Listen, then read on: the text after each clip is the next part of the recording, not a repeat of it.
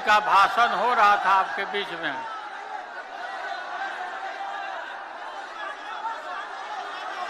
तो तेजस्वी यही आपसे अपील कर रहे थे कि गांधी मैदान में 3 तारीख को आइए। पापा ने बुलाया है।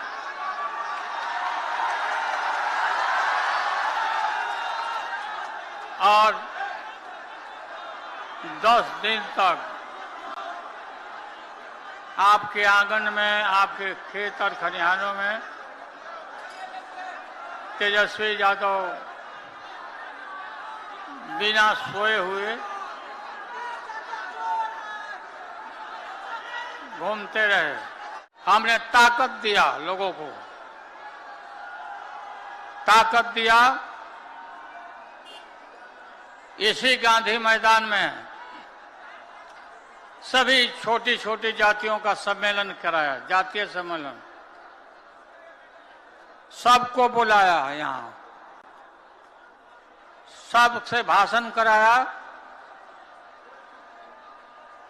और पूरा बिहार में ही नहीं, देश भर में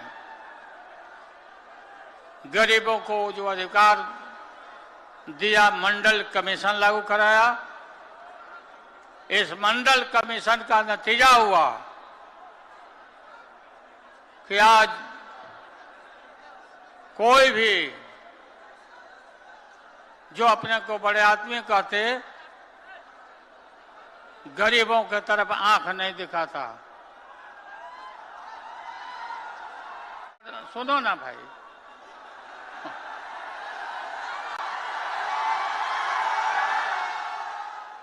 ये मोदी क्या है?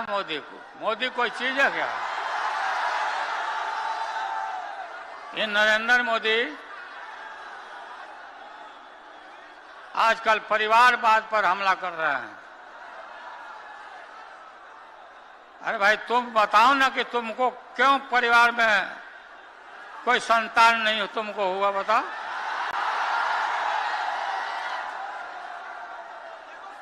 ज्यादा संतान होने वाले लोगों को बोलता कि परिवारवाद है, परिवार के लिए लोग लड़ रहे हैं।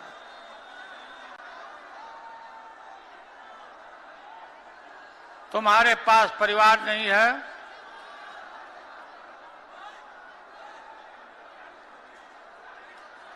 और तुम्हारी माताजी जब, और तुम हिंदू भी नहीं है,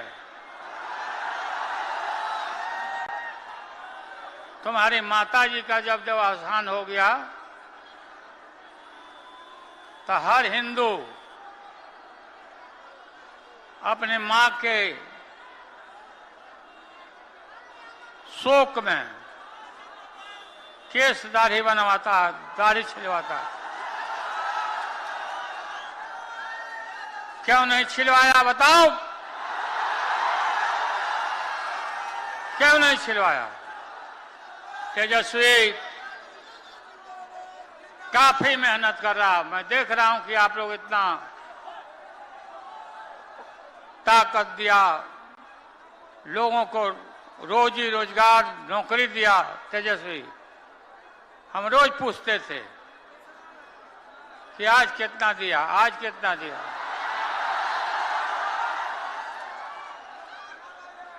फिर सिपाही में कितना हुआ, फिर ये भी हमने कहा कि रिजर्वेशन कर लो, तब सिपाही का बहाली करो, ताकि उसमें सभी पिछड़े दलित लोगों को मिले, सिपाही में संख्या बढ़े। नीतीश कुमार जी को हमने कोई गाली गलौज नहीं दिया। वो पहली बार यहां से निकले थे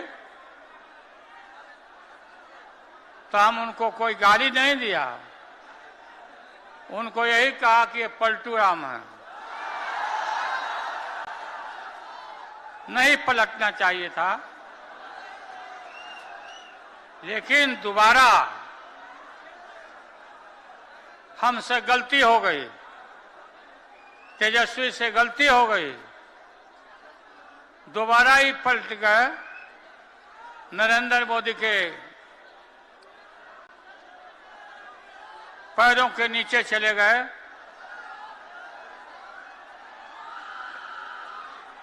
हम देखते हैं कि ये टेलीफोन में एक से एक डांसर बनाता है, कोई माला जापा कर रहा है, कोई कुछ। नीतीश कुमार को शर्म नहीं आती है ये देख करके? क्या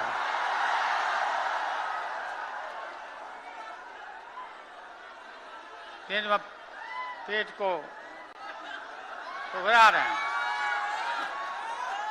इधर तक देख रहे हैं कि शरीर भी काम नहीं कर रहा नीतीश कुमार का। आज के गांधी मैदान का और आप लोग का जुटान देख करके और भी पता नहीं क्या क्या उनका कौन बीमारी और पैदा ले लेगा। गांधी मैदान का आज का ये रैली मैं आह्वान करता हूं कि आने वाला जो चुनाव है, लोकसभा का चुनाव, इसमें भारतीय जनता पार्टी को नस्तानाबूद कर देंगे हम। दिल्ली के ऊपर कब्जा करना है, तैयार बनो लोग ना? हाथ उठाकर बताओ जो तैयार बनेगा।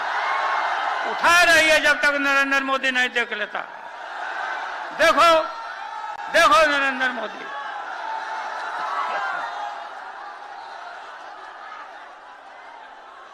तेज प्रताप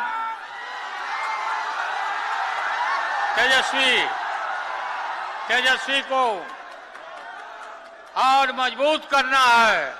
मजबूत तो है ही, काफी मेहनत करता, हमसे भी बेसी मेहनत कर रहा है भी। कृष्ण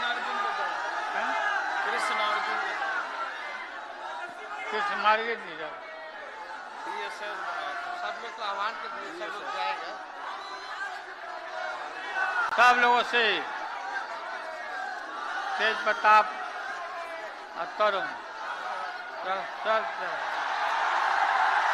जहां तक मेरी नजर जा रही है, केवल लोग ही लोग नजर आ रहे, लग रहा है समुद्र हो चुका है।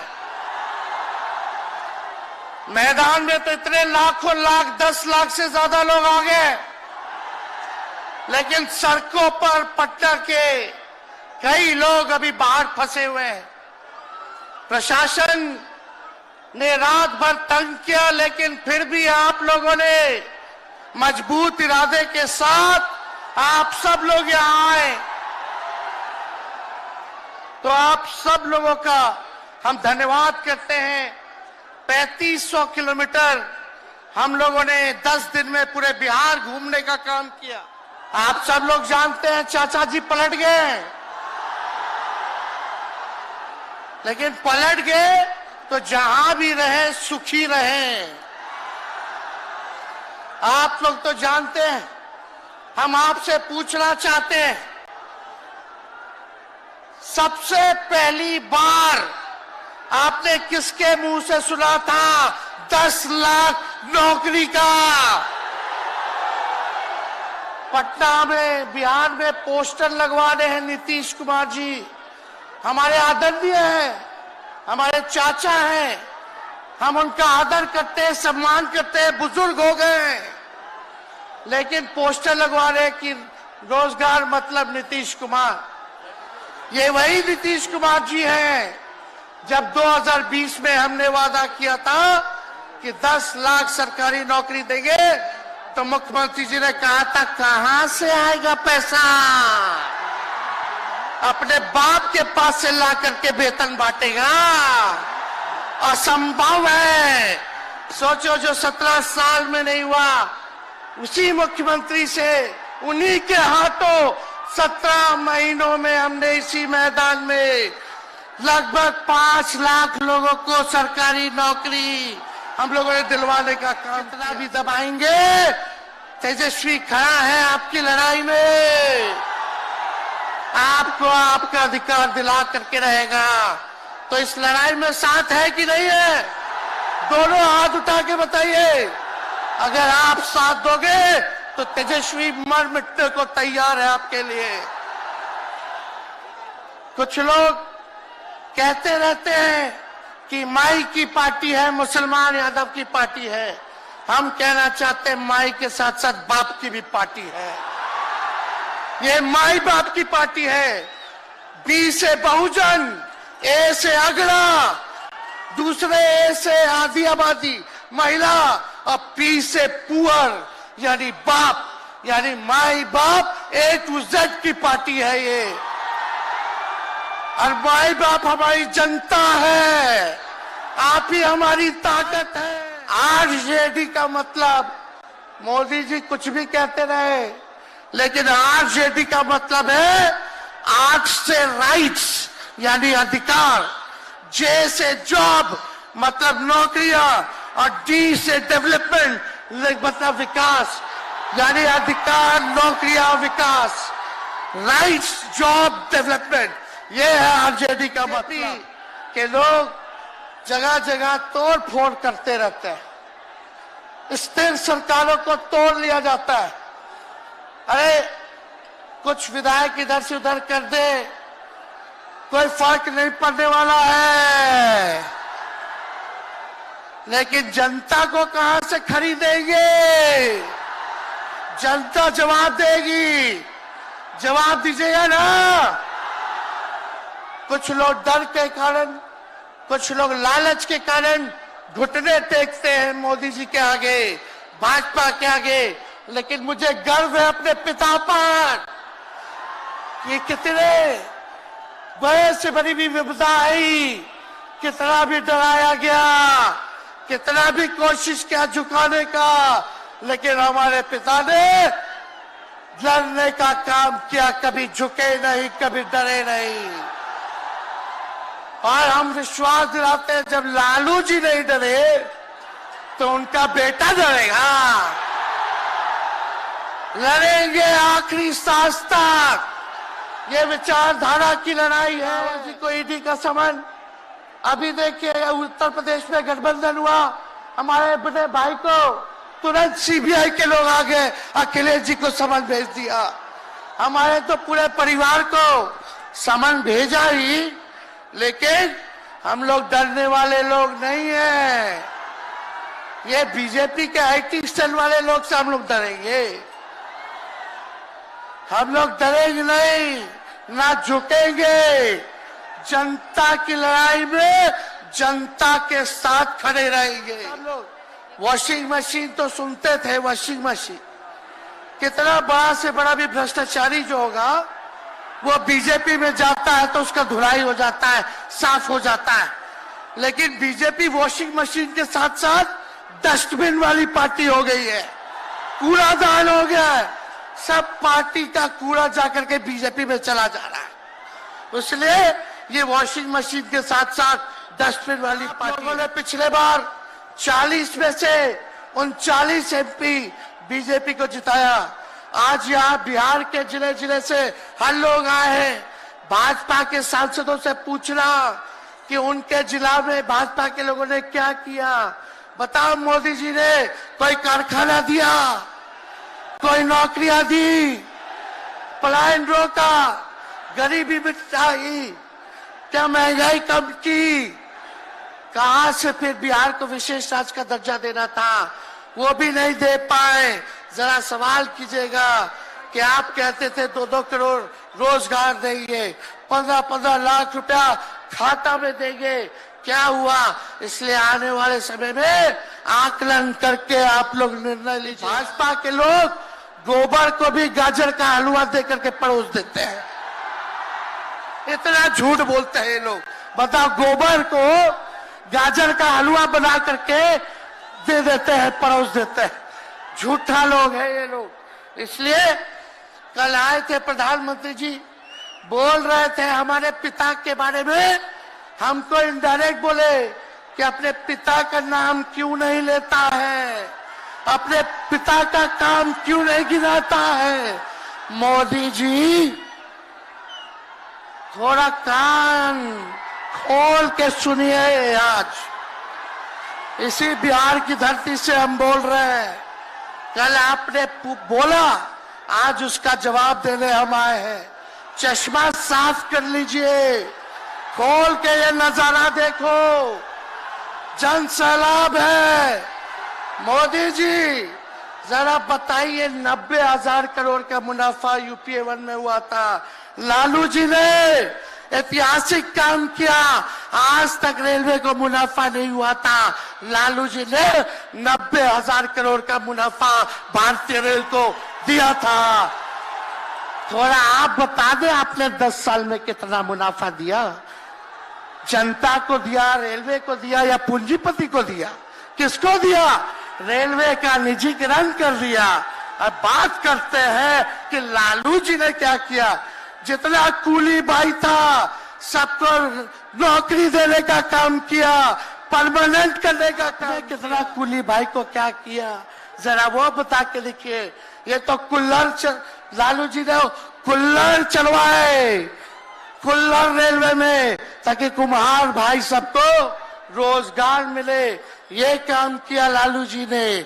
आपने क्या किया? बिहार में चक्का कारखाना से लेके कई रेलवे का 3-4 फैक्ट्री दिया। आपके रहते हुए 10 साल आपने क्या किया? अरे लालू जी मुख्यमंत्री थे जो देश में कभी नहीं हुआ। मानसिक गुलामी से मुक्ति लालू जी ने दिलाया। बिहार में सामाजिक न्याय करके दिखाया, गरीबों को आवाज दिया। आज कोई भी गरीब 90 के बाद अपना अधिकार के लिए लड़ना जानता है, अति पिछड़ा लड़ना जानता है, दलित लड़ना जानता है, आदिवासी लड़ना जानता है, अल्पसंख्यक भाई लड़ना जानते हैं। अब कोई चप्पल उतरवा देगा, अब कोई कुआं का पानी नहीं पीने देगा। अरे अब कुआं का पानी नहीं, 10-10 को कुआं बना लेगा और जरूरत पड़े तो उन्हीं लोगों को पानी पिला देगा। एक वो गाना सुने हैं आप लोग, ऋतिक रोशन का फिल्म का गाना है, इधर चला मैं उधर चला, इधर चला मैं उधर चला, जाने कहां मैं किधर चला, अरे अरे फिसल गया। अरे चाचा जी, चलिए आप बुजुर्ग हैं, आपको यहीं से हाथ जोड़ करके प्रणाम। लेकिन एक बात तय है, जदयू 2024 में खत्म हो जाएगी। भगाओ भाजपा, भगाओ भाजपा, भगाओ। बहुत बहुत धन्यवाद। बिहार की जनता जिंदाबाद। देश में जब भी बदलाव आता है वो बिहार में तूफान शुरू होता है। यहां से तूफान बाकी प्रदेशों में जाता है। ये बिहार जो है देश की राजनीति का नर्व सेंटर है, यहां से ही शुरुआत होती है। आज देश में विचारधारा की लड़ाई है। एक तरफ नफरत, हिंसा, अहंकार और दूसरी तरफ मोहब्बत, भाईचारा और एक दूसरे की इज्जत। प्रधानमंत्री जी 2-3 बड़े अरबपतियों के लिए काम करते हैं, 2-3 लोगों के लिए काम करते हैं। उनका 16 लाख करोड़ रुपया प्रधानमंत्री ने पिछले 10 सालों में माफ किया है। मैं आपसे पूछना चाहता हूं, उन्होंने हिंदुस्तान के किसान का कितना कर्जा माफ किया? हिंदुस्तान के मजदूरों का कितना कर्जा माफ किया? इसीलिए देश में नफरत फैल रही है। 40 साल से सबसे ज्यादा बेरोजगारी आज हिंदुस्तान में है। क्यों? क्योंकि बीजेपी ने छोटे व्यापारियों को, किसानों को, स्मॉल और मीडियम वाले बिजनेसेस को नष्ट कर दिया है। एक तरफ नोटबंदी की, दूसरी तरफ जीएसटी लागू की। नतीजा यह हुआ, जो लोग इस देश को रोजगार देते हैं, छोटे बिजनेस वाले, स्मॉल और मीडियम बिजनेस वाले, उन सब का काम बंद हो गया। मैं सवाल पूछना चाहता हूं, इस देश में पिछड़ी जात के कितने लोग हैं? कितनी आबादी है पिछड़ी जात की? 50%। 50%। दलितों की कितनी आबादी है? 15%। आदिवासियों की कितनी आबादी है? 8%। कितनी बनती है भाई? कितनी होती है? 73% अब देखिए, 73% में से हिंदुस्तान की सबसे बड़ी कंपनियों में उनकी मालिकों की लिस्ट निकालिए, आपको एक व्यक्ति नहीं मिलेगा 73% वाला। उसके बाद मीडिया के मालिकों की लिस्ट निकालिए, बड़े बड़े इनके जो पत्रकार हैं उनकी लिस्ट निकालिए, आपको 73% में से एक नहीं मिलने वाला है। में आप जाते थे, वहां अग्निवीर लागू कर दिया। अब देखना, अग्निवीर लागू किया, और अग्निवीर में पहली बार इस देश में 2 तरीके के शहीद होंगे। एक शहीद होगा, उसको शहीद का दर्जा मिलेगा, उसे पेंशन मिलेगी, उसे कैंटीन मिलेगी, और उसे गांव में, शहर में आदर मिलेगा। दूसरा शहीद होगा, अग्निवीर होगा, वो शहीद होगा, उसे शहीद का दर्जा नहीं मिलेगा, उसको पेंशन नहीं मिलेगी, उसको कैंटीन नहीं मिलेगी, और उसको ट्रेनिंग भी सही नहीं मिलेगी। एक तरफ चाइना के सैनिक, पाकिस्तान के सैनिक सालों की ट्रेनिंग लेते हैं, और हमारे युवाओं को नरेंद्र मोदी 6 महीने की ट्रेनिंग देने के बाद उनके सामने खड़े करने की कोशिश कर रहा है। नतीजा आप जानते हो। बीजेपी के लोगों को गलतफहमी में नहीं होना चाहिए। हम लोग बीजेपी से, आरएसएस से नहीं डरते। हमें कोई फर्क नहीं पड़ता। हम देश के लिए लड़ते हैं, हम देश के लिए मरने के लिए तैयार हैं, और हम बीजेपी को, आरएसएस को यहां से हटा के इंडिया की सरकार बनाकर दिखाएंगे। अगर उत्तर प्रदेश 80 हराओ का नारा दे रहा है, तो बिहार भी पीछे नहीं है। 40 हराओ का नारा यहां से भी निकल करके जा रहा है।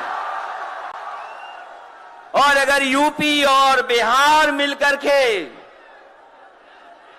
120 सीट हरा देंगे, तो भारतीय जनता पार्टी का क्या होगा?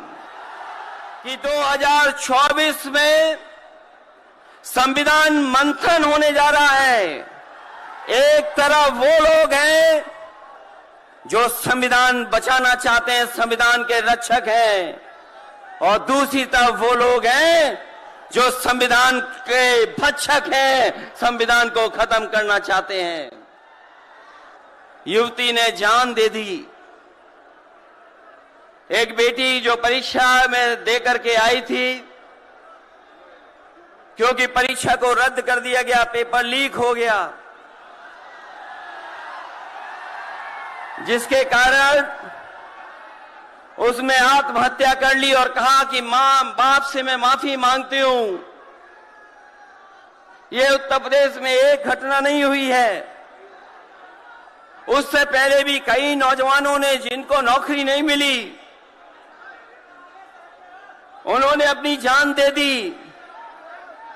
जिस शहर से मैं चुन करके आता था, वहां भी एक ब्रजेश पाल बेटे ने, हमारी आपकी उम्र से कम उम्र, उस नौजवान ने पढ़ी लिखी डिग्री जो थी, उन डिग्रियों को जला करके और आत्महत्या कर ली।